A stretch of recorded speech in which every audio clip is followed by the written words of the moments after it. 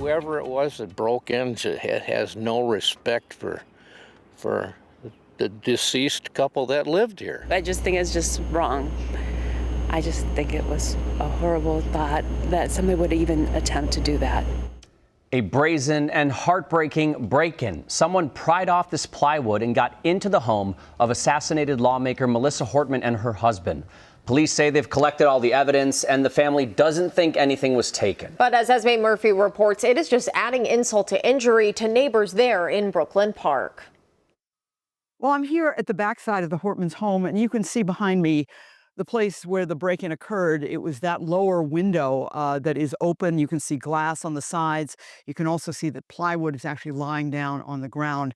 Brooklyn Park police say that this break-in happened sometime after 9 last night. Now, we have talked to many neighbors, and they are all horrified at the loss of the Hortmans and the desecration of this wonderful home that the Hortmans loved so much. I can't believe that somebody broke into it last night. I mean, when this stuff happens, it's absolutely ridiculous that people can't honor their memory and stay away and pay some respect. These people have no respect. Brooklyn Park police released a statement saying that after this break-in, they brought the Hortman family members back to this home to see if they could recognize if anything had been removed from the home. The Hortmans told police that apparently, as far as they could tell, nothing was stolen in the overnight burglary. Of course, the investigation is continuing, as is the investigation into the murders of the Hortmans and the shootings of Yvette and John Hoffman. In Brooklyn Park, Esme Murphy, WCCO News.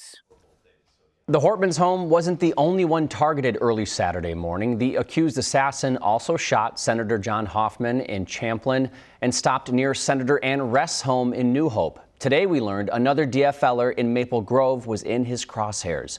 But Representative Kristen Bonner was on vacation. And in a statement, she said, in part, "This senseless violence came to my door as well, placing me and my family in harm's way.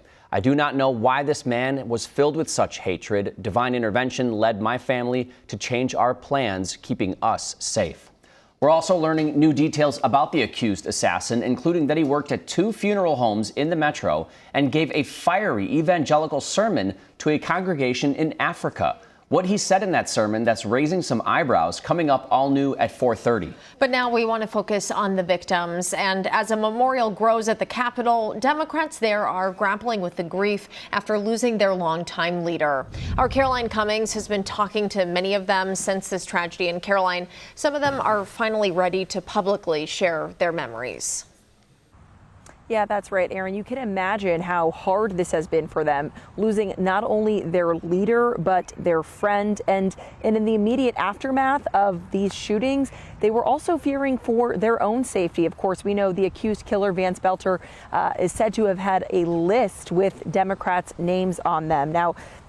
But now they are ready to talk about their beloved friend, Melissa Hortman, and what she means to them. As mourners came to pay their respects outside of the House chamber today, Representative Athena Collins and Aaron Cagle spoke to me about how they are remembering Melissa Hortman for her sense of humor, her peerless leadership, and deep care for doing the work on behalf of the people of Minnesota. They call her a mentor as well as a friend who put others before herself.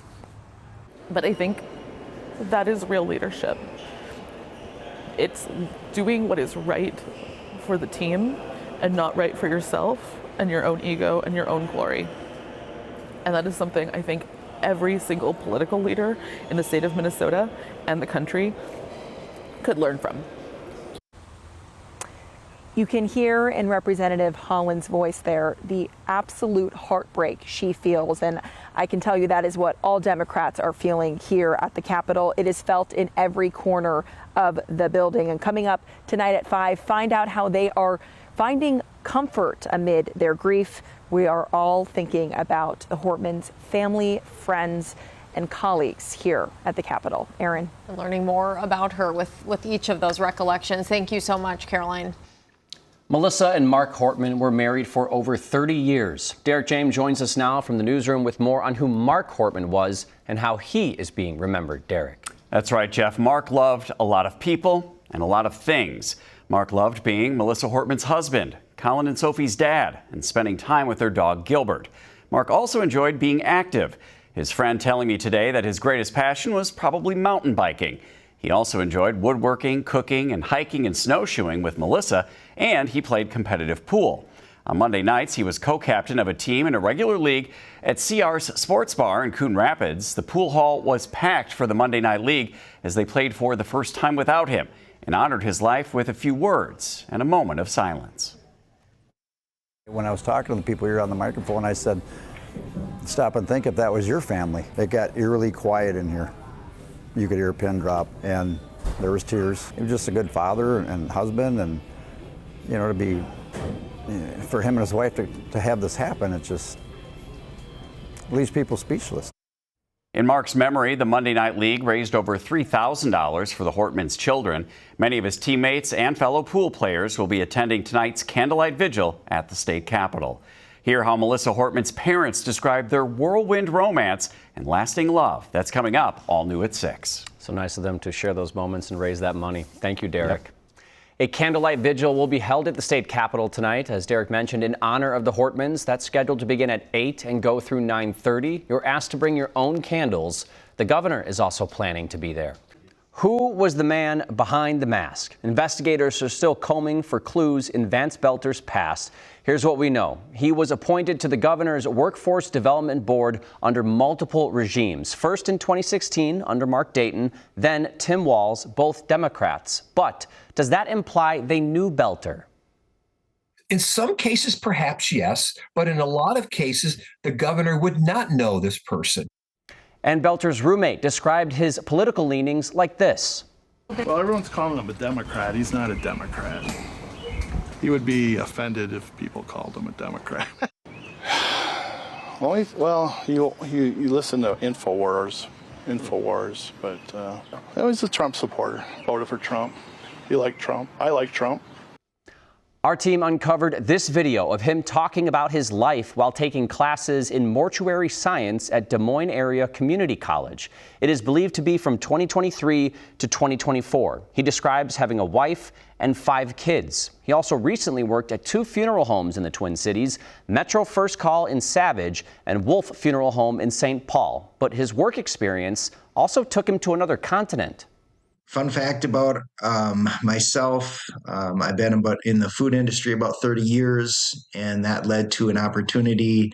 I was invited to the Democratic Republic of Congo, which is located in Central Africa. Boelter said the job involved sharing ideas to help the country's food supply system. And while there, he also preached at a church. During that February 2023 sermon, he said LGBTQ plus people were, quote, confused by sin. There's people, especially in America. Il y a des gens, particulièrement aux États-Unis. They don't know what sex they are.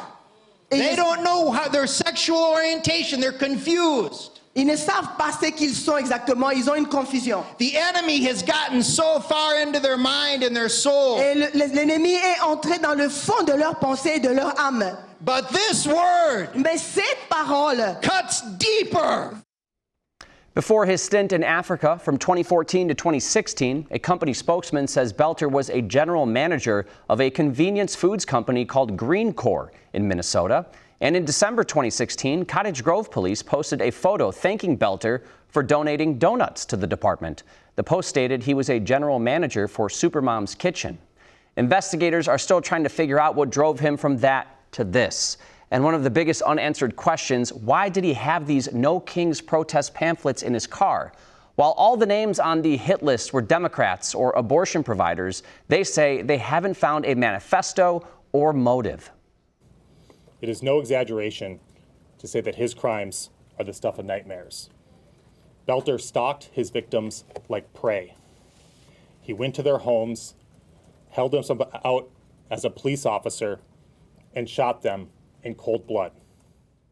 You can count on WCCO to keep digging for answers too in this tragic lawmaker attack.